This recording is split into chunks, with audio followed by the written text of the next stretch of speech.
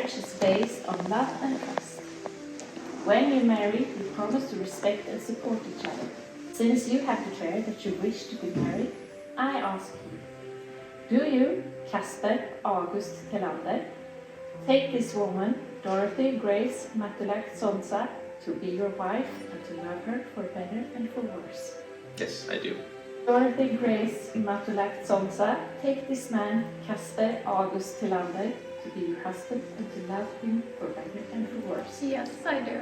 Change the rings.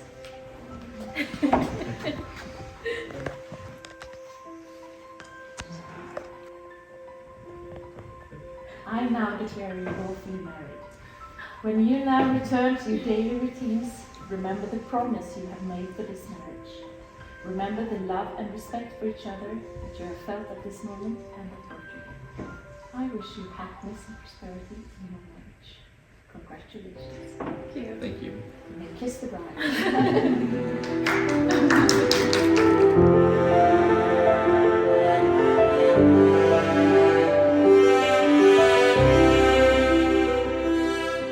Till er som ett minne så får ni också med ett vigselbevis.